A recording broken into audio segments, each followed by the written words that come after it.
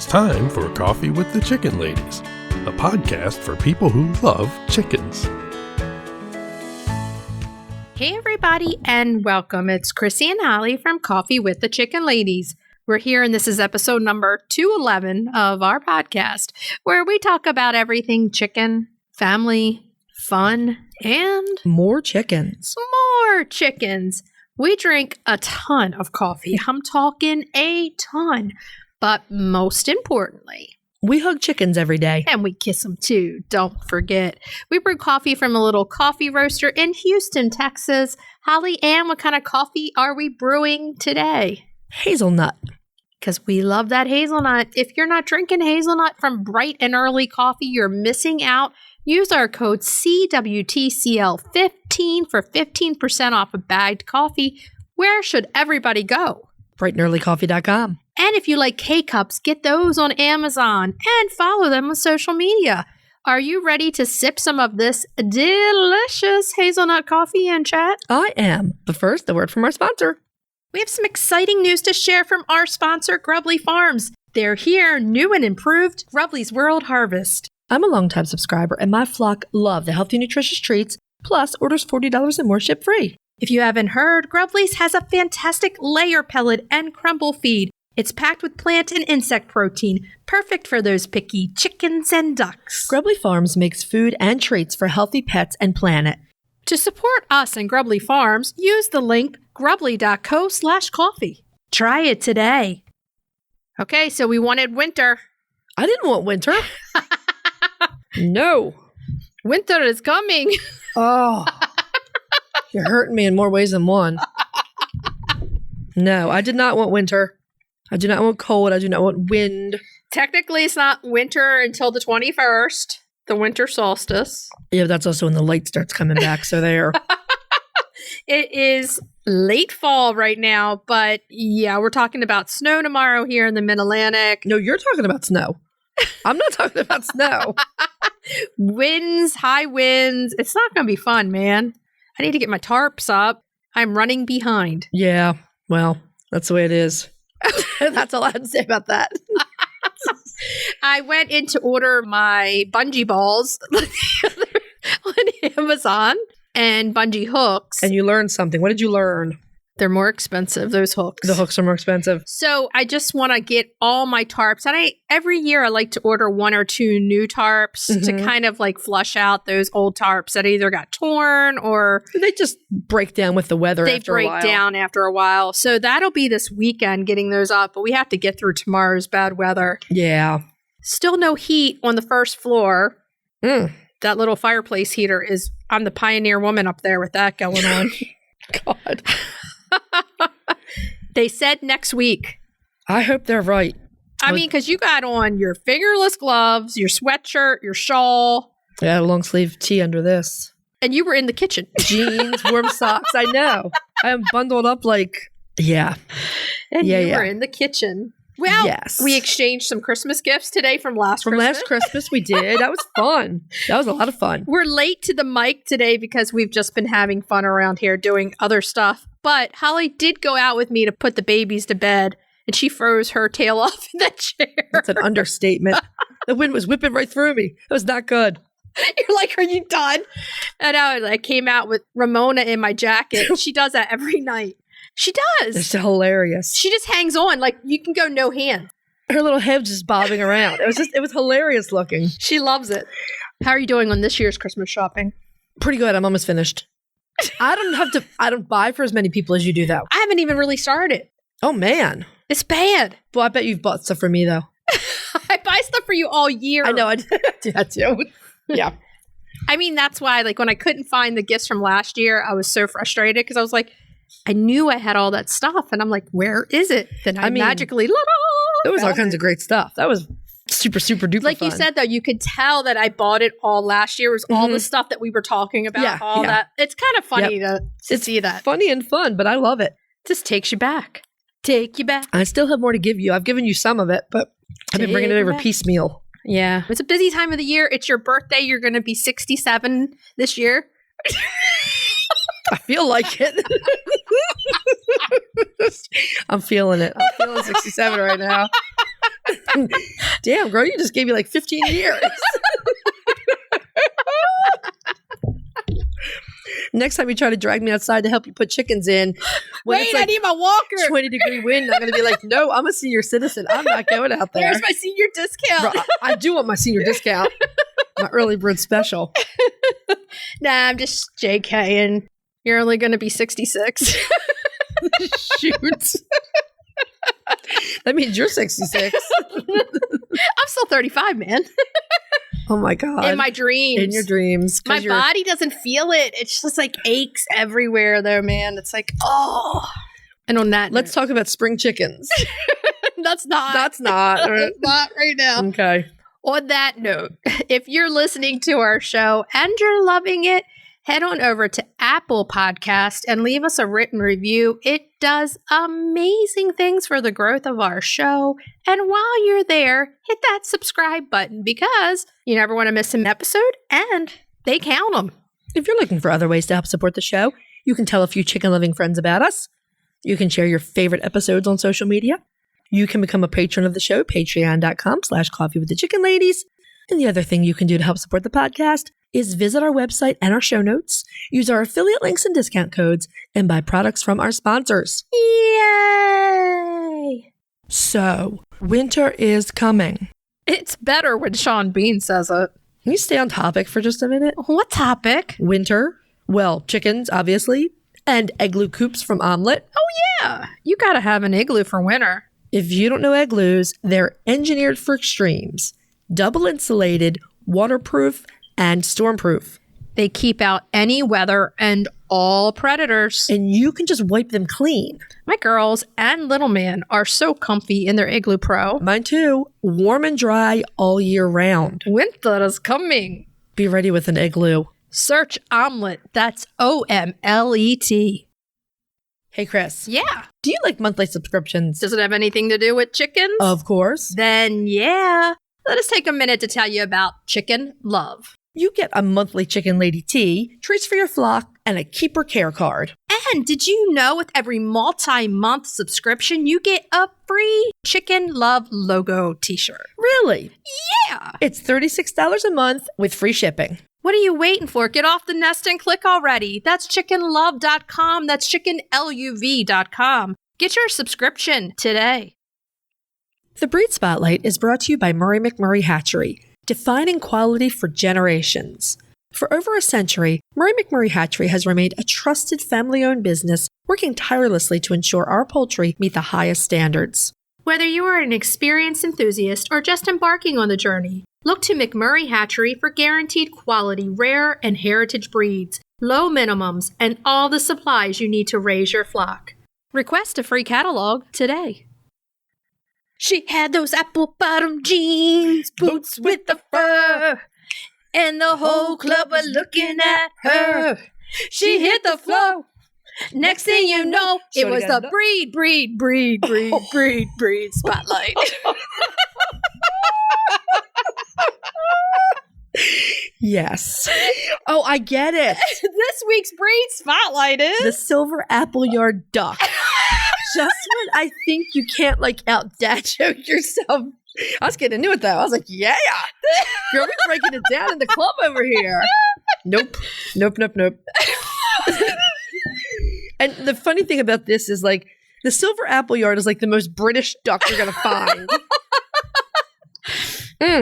You're in the club. That is probably the first and only time I'm ever going to sing with you for the breed spotlight. Yeah. I was like, what can I do? And I was like, oh yeah, I know exactly what I can do. She hit the flow. Next thing you know, shorty got low. And let's talk about ducks. So, do you think the Appleyard wore some apple bottom jeans? I don't think so. I mean, you could wear some apple bottom jeans. Are they vintage by now? They have to be. They have to be. Apple bottom jeans as you walk outside with your Silver Appleyard ducks. They are gorgeous speaking ducks. of that, what, vintage? There's multiple things. Okay, give it to us. We're already warming up for this. We're warming up. I got Wranglers for my birthday. Oh, stop. I've been wearing Wranglers for 20 years. So have I. I had them as a kid. 30 years. I wore them as a kid and I loved them. But now I was trying to tell everybody, like in the chicken farming world, Wrangler is like the place to be. Well, Tractor Supply used to carry this variety of Wrangler called Indigo Blues. Yeah. And they were the curvy cut for those of us who have butts and hips. Apple bottoms. And I can't find them anymore. So, and they're expensive. They are. I used to pay $20 a pair for them. Those days are long They're like gone. 70 some, $80 a pair. So I got 2 pair for my birthday, and I asked for them, and I said, one has to have the W on the butt. Yes. And the other one can be like a different cut. So I got, they're wide leg, and they have a button fly. They're really cool looking. Mm-hmm. So they're more of the hipster. I hate button flies. Do you know why I hate button flies? Why? We'll have to take this out because when I'm getting old, I'm getting older. When I got to go, I got to go. I don't want to play with 50 buttons in the front of my pants. So yeah, I got those for my birthday, and I was all excited talking about apple bottom jeans. But yeah, the Wranglers. I cannot believe we just went down that road. I mean, look, Wranglers are cool. If you're still with us. They're still with us. Everybody, you love it. We're going to get to the apple bottom ducks. ducks. The first time you've ever listened to us, I'm sorry. If you're a regular, you know the pain. So it's now fine. you know I'm always going to call this stock the apple bottom duck. Okay. That's how I'm going to remember it. The Silver Appleyard Duck is a really beautiful breed that was developed in the UK.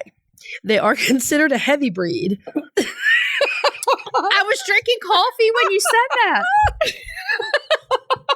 Don't do that to me. Sorry. Wait, I'm taking another sip. Are you saying anything else? Yes. Okay, go ahead. They're considered a heavy breed. They have been historically used as dual purpose, but they're also valued for their beauty and their laid-back personalities. In the club. Which make them ideal pets. We're out of the club now. We're in the English countryside. I like being in the club. They are fancy and practical all rolled into one. Oh, yeah. I like that. Yeah. I like the fancy. Mm-hmm. Mm-hmm. Silver Appleyard ducks are currently found in the watch category of the Livestock Conservancy's conservation priority list. Now, they were actually threatened for a while there, but I think that the recent rise in ducks on homesteads probably helped contribute to their population increase. Since what we do for a living is watch these numbers go up and down, we have noticed that A little bit of a duck boom. duck boom, chicken, bring it back a little. Yeah, So yeah. they either got into chickens and then the natural thing is to go to other poultry, or they got into chickens and said, chickens aren't for me, I'm going to try something else. Right. And they went to ducks. Right. Or quail or turkeys. And that's the way it's going right now. And the big boom, of course, we all know happened in 2020. And I think too, I mean this in no bad way, but I think when everybody got them in the big boom and they had no experience with them, they saw the light with chickens that it's not always easy. And it can be hard and it can be emotionally very hard. Okay. If we're going to break it down and keep it real, no animal is easy. Nope. There's no such thing as easy if you're doing it right. No living being is easy, put it that way. Right. It's wonderful. Like you want to take care, you want to, do all these things, but nothing is easy when it comes to caring for another life. Yeah. I mean, when you go and you think, okay, you're going to get chickens, in the very beginning, you don't think the sickness could come on. And what are you going to do at that point? You're still happy from the chicks and all that. So I think that came. And then is there a hardier type of bird or is there a different way to go? I think ducks then rose. And that's where we are now. Right. I mean, they do have a reputation for being healthier than chickens. I think if you're going to be, again, completely honest, I think the thing with ducks is there aren't as many things that can go wrong with them, but there are still things that can happen. Take the crop out. Right. So you don't have that. Right. But they do get reproductive problems. And they can have to be aware of that. Foot and leg problems. Right. And nutritionally, they need certain things like a must. Right. Like niacin. They have to have the niacin, yeah. So the lovely name, Silver Appleyard, comes from the man who developed the breed. That was Reginald Appleyard. That's a very British name. Yeah. I mean, what's your name? I'm Reginald B. Appleyard. I mean, there has to be a middle initial in there somewhere. I'm not sure what it is because I actually found 2 other people with the same name that were alive around the same time. One was a professor and he was Reginald T, but I don't know. I will say Reginald's a professor name. Because we have been like crazy busy, I did not have the time. Normally, I would have spent a long time researching him, Reginald Appleyard. Right. But I didn't find much on my early research. So I really would like to go back and revisit that at some point. Anyway, I do have some things he's written, like books and pamphlets. I think the thing to remember with breed spotlights is there are so many ins and outs with a breed spotlight. That's why we do second or third of them, because there is more information that you may come across that we want to bring to you in addition. Right. And this is like the first time we've ever done Silver Appleyard. Right. So Reginald Appleyard, he spent the better part of his life breeding poultry on his farm. It was called Priory Waterfowl Farm in West Suffolk in the UK. Okay. He also developed the Ixworth chicken. And if you're into UK poultry history, you will know what the Ixworth chicken is. I think it's pretty much a meat breed. Okay. But he didn't just breed waterfowl and chickens. He lived it. He walked his talk. Appleyard wrote that you should know each of your birds and always be observing them. And he put a lot of care and thought into developing the Appleyards. His stated purpose was, and I quote, to create a beautiful breed of duck with a combination of beauty, size, lots of big white eggs, and a long, deep, wide breast.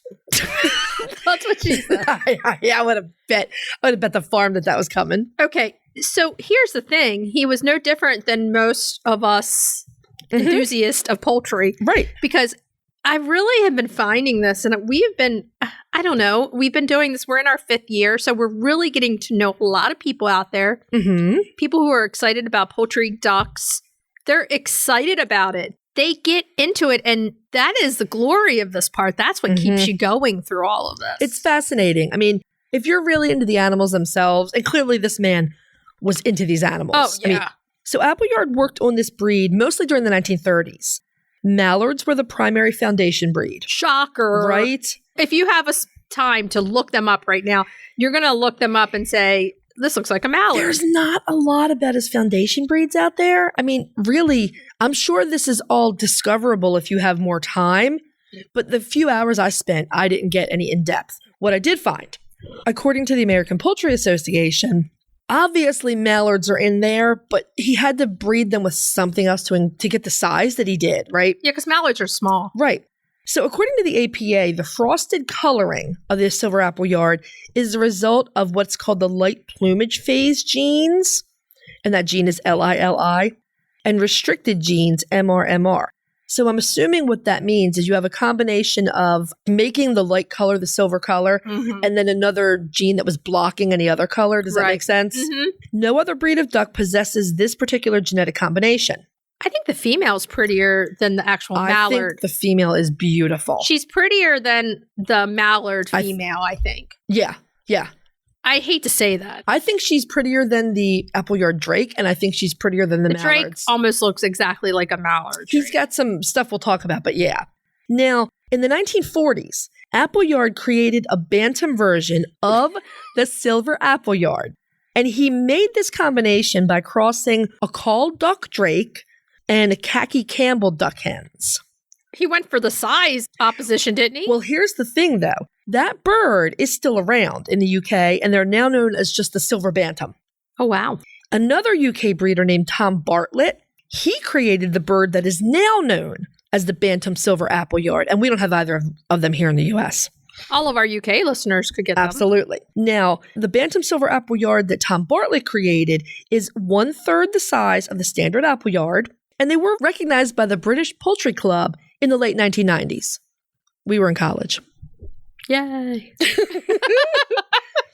Now, somewhere in the mid-century decades, I believe Appleyard passed away. And I know that when he passed away, he had never written a standard for the Silver Appleyard. Oh, man. So Tom Bartlett, the one we were just talking about, creator of the Silver Appleyard Bantam, he rounded up the standard Silver Appleyard ducks that he could find after the 2 world wars had depleted them. And he got to work saving these gorgeous ducks from extinction. So, yay, Tom Bartlett. Did he eat a pear? I'm not even going to dignify that with a response. There is no such thing as dad jokes in this house. It's mom jokes all the way. It's mom joke hard every day, all the time. I can't help it. I can't help myself. Appleyards first arrived in the U.S. in the 1960s. They were in the hands of private breeders and not generally available to the public. Master waterfowl breeder Dave Holderried worked with the Appleyards here in the U.S., and they became available in the 1980s when they started showing up on the show circuit. Essentially, he made them available in the 1980s. Right. Dave Holderried also wrote the standard of perfection for the Silver Appleyards here in the US, and the breed was accepted into the APA standard of perfection in 1998 in the heavy duck class. They're heavy, man.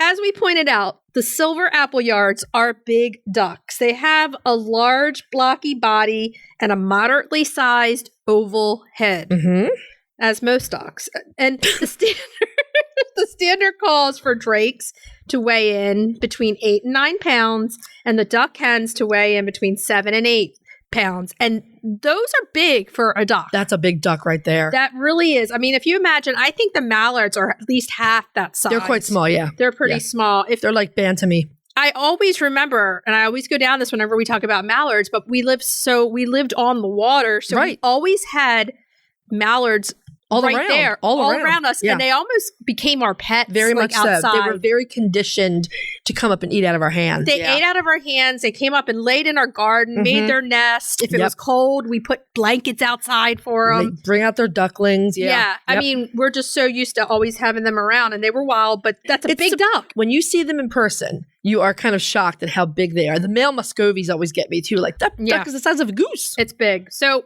the easiest way to describe their coloring is silver frosted. Mallard. It's a silver frosted mallard. I was going to say something else. Remember the silver frosted tips guys? Oh my Lord, like Duran Duran. Back in the 90s, in the 80s. Now the drake's head is green on top and down the back of his neck. Okay? But the underside of his chin and throat, they're gray. Their coloring is really pretty. His body feathers are frosted with gray and silver, and he has a really pretty blue cross stripe on his wings, and his bill is yellow or greenish yellow with a black bean on the tip. He's really cool looking. He is really, they're really neat. I love these birds. Now, like I said, I think the female is way prettier than the counterpart of the mallard. I think the female is way prettier than both the mallards and the male Appleyard. I think the females are stunning. Her face and throat are silver. She has 2 face stripes. Her brown feathers are frosted. She got that done at the hair cuttery. And the blue cross stripe on her wing, it's a deep and beautiful blue. Females have an orange bill with a black bean, and both sexes have orange legs. They're really cool. They're really pretty birds, yeah. Now, drum roll please. How good are they at laying? Silver Appleyard hens are pretty good layers. They're going to give you 200 to 250 plus large, delicious eggs per year. Ducks are known to be good layers. And they're big eggs. That's what they are. Yeah. They're definitely. Now, they are not super broody, which will be really good for most people, but they will occasionally hatch a clutch for you if you need it. Right. But they don't like it. They just want to lay their eggs and go. Yeah, pretty much. They're just like done. Now, this duck has a lot to recommend it. They're good homestead birds, though we should caution you that, like most heritage breeds, they grow slowly. Like, this isn't going to be an out the door and fully... I mean, heritage breeds, you have to be patient. My baby girls are not laying yet, and it's December. Right. And we got them in March. Well, they're not going to lay... No, we got them in April. Yeah. They're not going to lay super quickly. They're also not going to reach their full size very quickly. No. It takes a while. About 2 years. They are great for showing. They make wonderful pets and companions. They're good foragers and fantastic garden helpers. And good layers, and they make a gorgeous addition to your backyard flock. The ducks are known to be better foragers than the chickens are even. They eat more bugs. They will eat like slugs and things that will destroy your garden while you go to sleep. Yeah. I mean, they're known to be even better. They are cold hardy, but as you know, they're going to need a shelter and need to be tucked in at night to be safe from those predators. They can't just be living out there, so you have to make provisions for them and living and where they're going to go. The ducks need lots of water. Yeah, this is a breed that should have access to a pool or a protected pond. And by a protected pond, I mean one where you can get them off of it. They're not. Yeah, you don't want to just, I mean, if you get them, this is the problem with ducks sometimes. And I feel like I'm on a soapbox and I'm not trying to be, but A lot of people think that they can get ducks and ducklings and then just set them free. Yeah. And you know what? Once you have a hand in raising an animal, that animal knows humans as people who take care of them. Apparently, and you take that wildness out of them. Apparently, the mallards will sometimes fly off and never come back. Yeah, you got to be careful. So with the silver appleyards, there are a lot of reasons they need the water. If you're going to have them mating with the heavy breeds, a lot of times it's better in the water. Oh, okay. I mean, probably supports like the joints in their legs and everything. Yeah. Because I mean, everything's easier in the water. Right? I'm like, Yes. where are you going with this? This is where I'm going with this. So for mating, it does help keep their legs strong because with the heavyweight breeds, you've got to watch their legs. They like water aerobics. They need to be out there with those like styrofoam barbells. That's right. in their feet. Keep strong. Go. Woo. I wish people could see what you're doing right now. Pumping iron, man. Yes. I totally lost my train of thought because I'm just distracted by you being a duck doing water aerobics. That would be so cool. Also, I just wanted to note, while ducks are super cold hardy, right? The Metzers actually put out a really good blog post a week or so ago about winterizing for ducks. Oh, you need to winterize for everybody. And giving you like really the bottom of their temperature hardiness. Right. But I need to ask them about bantam ducks because Pete was asking me and I was like, I don't know. That's a Metzer question. About call ducks. Yeah. Yeah. So anyway, where to get them? Let's talk. Where do you get them? They have become a lot more easy to get your hands on. So both McMurray Hatchery and Metzer Farms offer Silver Appleyard ducklings. They're such cute ducklings. Oh, I want to put this in right here because this is a listener request. Uh-huh. We had a listener reach out to us on IG. She said we've turned her on to ducks and now she's trying to pick. So thank you for the suggestion. Absolutely. It was a lot of fun to do this breed. They're such pretty birds. I mean, I think you have to take a little more precaution with the heavy breeds. Yeah. Because of the legs. You know, you need to make sure they have the niacin and other vitamins You need and minerals. those legs to be strong. So all joking aside, they need to do water aerobics. You know me too well. I do. I was all serious, but I was like, you need to hire a water aerobics instructor to come to your pond once every other day. They need to get those little styrofoam barbells. Get those little legs Keep going. those legs nice and strong. Those are partly some of the bigger problems that they have, that and reproductive. So keeping your eye on those things, the niacin up is really good. These are beautiful birds. If I wanted to do standard ducks, they would be very high on my list. They're so beautiful, and I love the laid-back personality. Yeah, I mean, hug your ducks. And I'm really glad that they actually made it through both world wars because some species didn't. Reginald Appleyard. One of these days in my free time, I'll do a lot more research on Reginald Appleyard because he's a pretty interesting guy. With a name like that, you've got to be interesting, man. And with a person like you loving heritage apples, yeah, maybe you married him in a past life or something. Poor man. I was like, you can't sell the ducks. They're my pets. Do not sell these ducks. You cannot sell these ducks. The formula down, man, for the love of God. I'll be like, honey, you got to get that standard on paper. What are you waiting for? Let's do that tomorrow. Get the quill. Pencil it. It's not. I just want to say it was the 20th century. I mean, you could use a typewriter if you wanted to. Okay. And there we have it. The beautiful silver. Oh, did we talk about where to get them? Yeah, we did that already. Did we say if you want a show, you should join the APA? I don't know. Did we also say that if you want to try to source them locally, you should check the Livestock Conservancy's Breeders Directory? You should check those places. I'm not sure if we said that or not, but Holly Ann just did. We're saying it again. We're good. Sorry. Okay, so as you all know, show us your pictures, give us a story on Instagram, hit the mention button, type our name in. We can easily reshare your story for you. Mm-hmm. Are you ready to dive into the fascinating world of backyard ducks?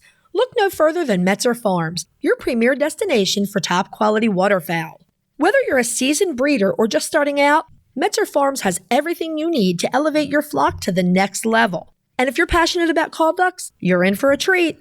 Metzer Farms hatches a stunning variety of call ducks, meticulously bred for their miniature size, beauty, and calm temperament. From snowy whites to vibrant colors, each duck is a masterpiece waiting to grace your backyard. Visit MetzerFarms.com today to browse their extensive selection and start your journey into the wonderful world of waterfowl. Metzer Farms, where passion meets perfection. If you're looking for a chicken coop that's produced in a planet-friendly, sustainable way, try Nestera. Each coop is made from highly durable, 100% recycled plastic that keeps the equivalent of up to 2,000 shampoo bottles out of a landfill. Their clean, modern design will fit into any garden or run area and comes with an industry-beating 25-year warranty and a range of handy accessories. Simple to put together, so quick and easy to clean, and most importantly, red mite resistant. Your chickens will love it. Quick shipping from Nestera US. For a 5% discount, use the affiliate link in our show notes, on our website, and on Instagram. Link in bio. Check them out today. Roosty's proudly sponsors Coffee with the Chicken Ladies. They're back with an innovative new product. You're going to want to check this out. It's an extra large set, a 14-pound feeder and 3-gallon water with steep anti-roost lids. They're made of super durable material. You can either stand them on legs or hang them on brackets on your coop or fence. They're easy to remove and clean too. Plus, they look awesome. We personally use Roosties and we're huge fans. So if you're raising chicks or keeping chickens, check out the Roosty store on Amazon or follow the link in our show notes. Okay, so let's move on to main topic. Yeah. Okay, we're having fun because it's December. What else are you going to do in December? Lose your mind over Christmas decorating and shopping and all that stuff? I'm at that point where I'm just done. Like, we have work to do and I have things to do, but I just cannot keep myself serious right now. No, it's fine. So it's because I'm 67. 67 this month. Did you bring the walker? No, I wish I had. We could call my dad. He could bring his cane. Oh, shoot. The sheep are going to run from me. They're going to be like, what the heck is that devil contraption? Right over the sheep. Like, sheep, get in here. Get in your house. Okay, so let's move on to the main topic. And it is, speaking of buying Christmas gifts, buying everything else, we're talking about how many chickens can you actually afford? And we're not telling you the answer. You can afford 10. I can maybe afford 50. Sorry. This is, of course, a relative question, right? How many chickens can you afford?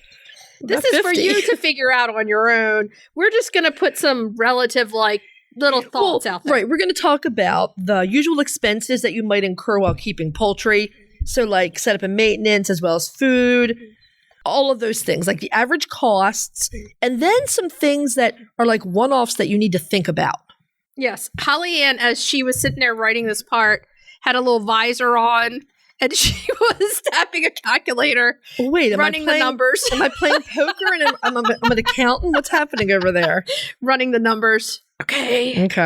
Holly's like, this is great. I just found out. I ran the numbers. We can afford 660 chickens, ducks, geese. I think Reginald Appleyard would tell me that that's too many because I can't keep my eye on every single one of them. You need the guy who came up. Now, I'm horrible at remembering names like this. The Welsh Harlequin. Oh, that was Leslie Bonnet. That's who you need to be with. With his 1,500 Khaki Campbell ducks. Did he run his numbers? Did he say, how many can I afford? I don't think he did run his numbers. His wife was as long as I can go paint. Running something else, man. They had 5 million children. I know. They were a bouncing happy couple with their in the Welsh countryside. So anyway, we are so off topic. How many, Holly Ann? The question was, how many can you afford? About 50 chickens, and then probably 10 waterfowl, maybe. That's exactly what you've got. Maybe I do. Perhaps I also have 10 sheep. Well, you don't have 10 waterfowl, but you're planning on getting some. That's the planning and the numbers. Okay, so let's take a look at it. And what you have to look at when you're planning these things are the average costs. Right. So we're going to break it down a little bit. Let's look at coops and runs because that's going to be probably your biggest start out cost. Right. Absolutely. That's also the place where you actually want to spend enough to get quality that's going to last you. Exactly. You want to get quality product. You want to make it big enough so that you have plans for the future. This is what you want to think about. You want to spend that money on high quality first so that you're not re-spending money all along. So you have to look to see quality structure and what you can afford. Now, when I first started out 11 years ago, got those 4 chickens, told Joe, it's going to be cheap.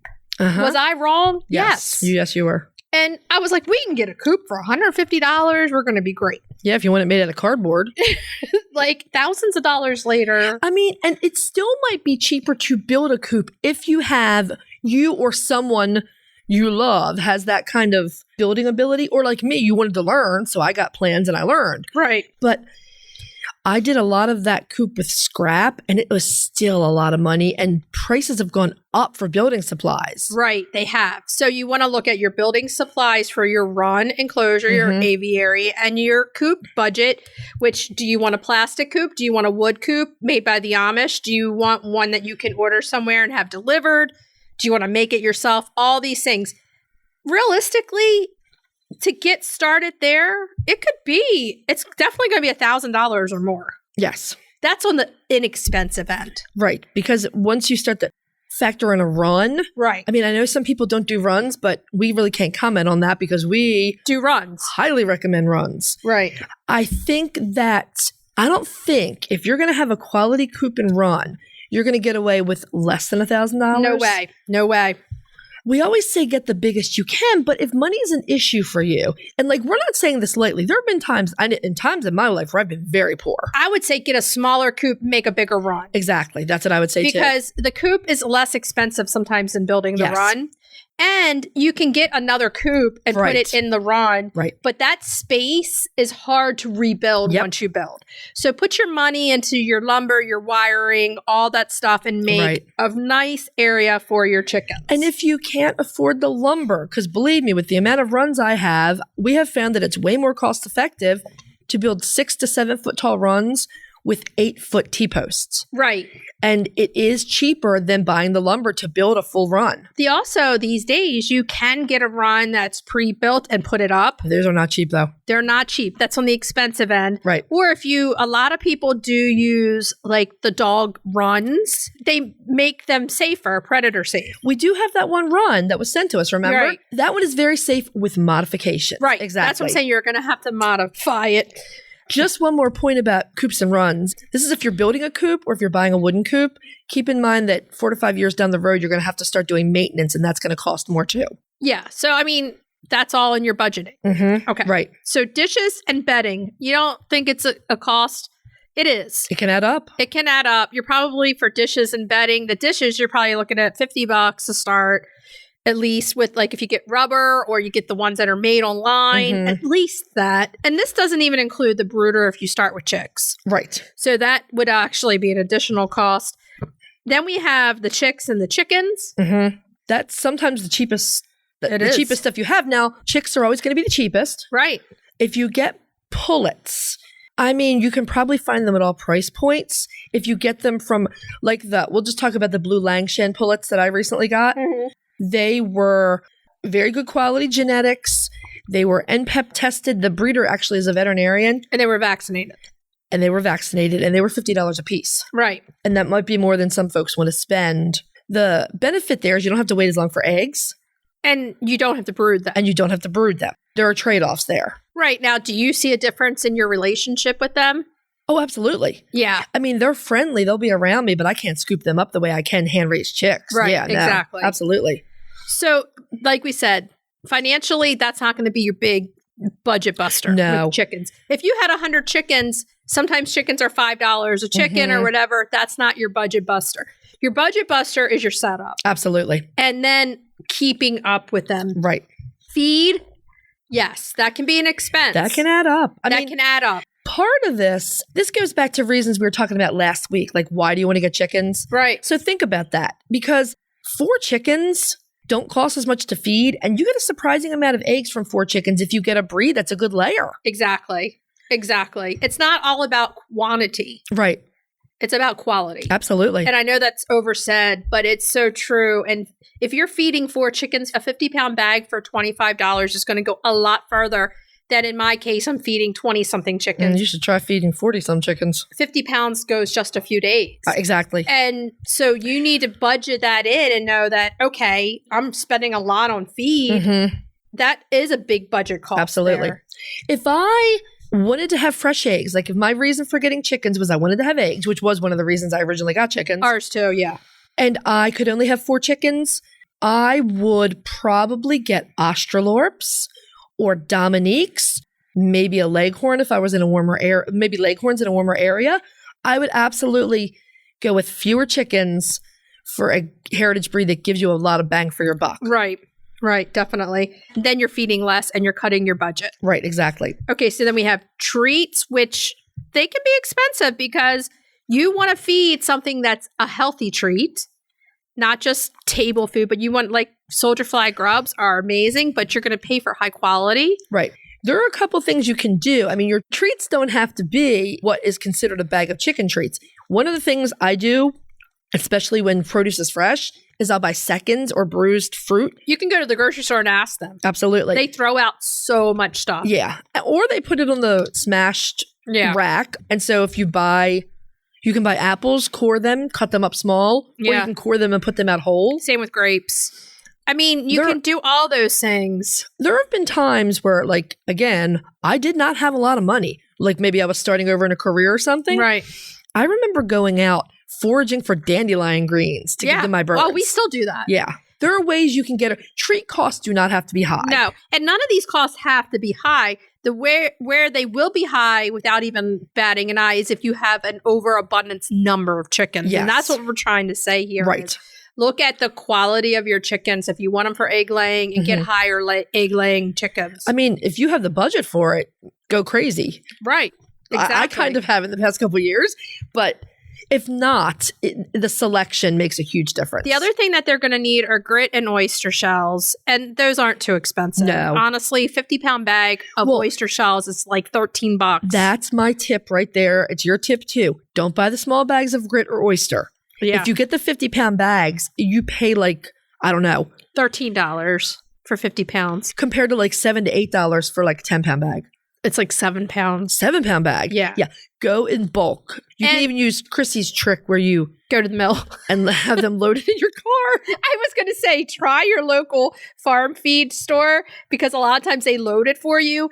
And I'm going to tell you, oyster shell at 50 pounds. It is dead weight though. It's awful trying to pick that up. It's really heavy. It feels like triple the amount of weight. Because it's such a concentrated small bag. So I go to the mill and get them to load it. And then I ask Joe, and Joe's like, you're not getting that heavy thing again, are you? Even with the amount of chickens we have, we only need to buy this a couple times a year. I buy it like 2 or 3 times a year, tops. So if you have like fewer than 10 chickens, it should last you a whole year to do this. Exactly. Okay, so then we have some miscellaneous costs that you really need to think about when you have numbers of chickens. Now, this is where you're getting me in, okay? Because I'm looking at medical costs. Right. Medical costs for my chickens, that's one of my budget busters because every one of my chickens, they will go to the veterinarian if they're sick. I need to look at those costs. Right. And know, and that's why this year I made that decision that in order for me to take the chickens that I have and have them that way, I need to not be adding on to what I have. Right. So you need to be able to make that decision at a certain point. And I'm in the 20s. So I'm like, okay, I'm in the 20s. Medical costs can be higher. I need to take a look at that. Right. And how you're going to treat medically. Is it medications? Is it going to the doctors? We say this a lot, but believe us, it's so true. Going to the veterinarian sometimes is less expensive than trying to play around with buying 10 different medications. I think the caveat there is if you have a vet that you can work with, that you can trust, that doesn't gouge you. There's some out there that gouge you. It's the truth. We're going to tell you this because it does. We hear from people that it happens. So you need to find somebody that's willing to work with you. That's for sure. One of the things that helped me back when I did not have a lot of money was I set a budget. But because emergencies and other unexpected things come up, I actually had like a vet envelope that I would slip $10, $15 in whenever I could. That's a good idea. And just that I didn't use that money. That money was gone. That was in reserve for veterinary care. Yeah. And that was across all of my animals, but still. And then there's other few things. We'll just throw it out there real quick. Vitamins, supplements, all those different things that you want to be able to give your chickens. Heaters, fans, some all of those things you can get by giving some food with higher vitamins, but add those in. And then when you add all those costs in, you can realistically say, okay, maybe 10 chickens for me, or maybe 20 chickens for me, or maybe 4 chickens for me. Any number is fine. I don't even know. The feed cost, when I first got chickens, do you know how much a bag of feed cost? It was probably 10 because when I first started chickens, it was 15. 10 to 12. Yeah. $10 to $12. When I first got chickens, feed for a 50-pound bag was $15. Yeah. And now it's 22 to 25. 22 to 25, that's right. So that's a big jump in your budget. If you are getting from a local feed store, like the mill has a mill house brand, I will tell you that their house brand is manufactured by a very high quality feed company. Right. So that's worth looking into to cut some costs. That and different stores run sales. Yeah. Get on the rewards program at TSC if you go there because you get coupons. Absolutely. I get plenty of them. Do all that stuff. It is worthwhile to spend a little more for a high quality food because if you are going too cheap and your birds aren't getting what they want or they don't like the food and they won't eat it, that's going to end up with health problems that can cost you more. Exactly. The feed, we think the feed is one of the most important costs that you're going to put out there. So pick a high quality food. As everybody knows, we feed Neutrino. We love it. Yep, absolutely. It's not the highest cost food either. So that is really, it's a great food and it's not going to kill you. Right. But these are the things we thought today, since everybody's budgeting for Christmas gifts and everything, that it would be a good time to talk about this. If you ever want to talk chickens with us, message us, email us. If you have questions, we'll feel free to do it at any time. So super fast recap. See if you can set a budget, factor in emergencies, maybe vet expenses, put that aside. Your big expenses are going to be coop and run, things like dishes, bedding, cost of your chicks and chickens, your feed, treats, which is, kind of negotiable, grit and oyster shell, and then all those other things. And what determines that is your number of chickens. Exactly. So pick that number wisely. Yep. Our friends at Good Eggs solved the age-old question of how should I wash my eggs? They're chicken people just like us who created the original silicone egg scrubber. Both Chrissy and I use their brush and natural enzyme wash every time. It's a total game changer. It makes cleaning eggs so much faster and easier. Plus, they have a lifetime guarantee. Good Egg is a small family business right here in the U.S., and they donate 10% of all profit directly to folks affected by cancer. Go check them out at goodeggstuff.co. That's goodeggstuff.co. Tell them Chrisie&Holly sent you. So we ready to move on to cracking the eggs. Cracking those eggs. So December is cookie month, as you know, and this week we're doing cranberry white chocolate chip cookies. So this is our second installment. A couple of quick tips. You can soak the cranberries in orange juice, orange liqueur like triple sec, brandy, or whatever liquid of choice, and that'll plump them up and make them softer and more flavorful. Also, these cookies do benefit from chilling beforehand to stop the cookies from spreading too much while they bake. That's a good tip. Okay, so let's look at our ingredients. You're going to need a half a cup packed brown sugar, a half a cup white sugar, a half a cup unsalted butter or dairy-free butter softened, 1 large egg at room temperature, 1 teaspoon of vanilla, 1.5 cups of all-purpose flour, a half teaspoon of baking soda, a 1/4 teaspoon of baking powder, 1 cup dried cranberries, soak them in the citrus liqueur or orange juice if desired, 1 cup of white chocolate chips, and 1 cup of chopped pecans. And check those white chocolate chips if you can't have dairy. Some brands have it, some brands don't. Yeah. Preheat your oven to 375 degrees Fahrenheit. You're going to line cookie sheets with silpats or parchment paper for easy cleanup. In a small bowl, you're going to whisk together the flour, the baking powder, and the baking soda. In a large mixing bowl, cream together the sugars and the butter. Beat it until it's light and fluffy. Then you're going to add the egg and the vanilla and beat until it's fully incorporated. With a wide spatula, you're going to stir the flour mixture into the butter mixture until just combined. Then you're going to fold in the cranberries, the white chocolate chips, and the pecans. Chill this for at least an hour if at all possible. It makes a big difference because these are soft cookies anyway. Yeah, I mean, if it's too soft, as soon as you put it in the oven, it starts to spread. Everywhere, yep. When you're ready, you're going to drop spoonfuls of dough about 2 inches apart onto your baking sheets. Bake them in the preheated oven for 8 to 10 minutes. These cookies, again, are on the soft side, so try to avoid overbaking. Remove them from the oven, let them cool briefly on the cookie sheets before you transfer them to wire racks. Let them firm up a little bit. And then there you go. Delicious Christmas cookies. Try them. You might like them. Cranberries are always good. And that orange juice and orange liqueur puts a little more sweetness into them. They're really good. If you soak them, they're delicious. Okay. So let's move on to retail therapy. Retail therapy. Yeah. this week's Retail Therapy, we're doing a book review, and there's a tiny story that goes along with it. I was sitting on my sofa. I got a text from my Aunt Bev. Love my Aunt Bev. Shout out to Aunt Bev. As I'm sitting on my sofa, she's like, look, Amazon's delivering something to you. I thought of you. And it's this book.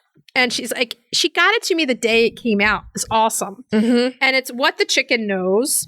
And it's by Cy Montgomery. And it's a really cool book that tells you it's just a lady's life with her chickens. Cy Montgomery has written some other really interesting stuff. One of them was a bestseller called The Soul of an Octopus. Yeah. So she really, I think, gets into trying to understand the animals. Yeah. And she basically is just putting an appreciation for her birds out there.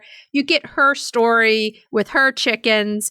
And it's really cool story. And I like it because it's a short read. You can do it if it's snowy morning after you put the chickens out, and you can sit there for an hour or two and just read. It's interesting to watch people who are new to chickens. I felt the same way about Tove Danovich's book as I do about this one. It's people who are new to chickens, and they're coming to those aha moments like, oh, these chickens are smart. Right. They are very different. They all have their own personality. It drives them to want to write and share their experience. That's the thing we're trying to say that chickens do to people. Yeah. Really. Yeah. And it does. There's a lot of books that people tell their stories of them and their chickens. Our guest next week will say that chickens are the common denominator between people. They are. They are.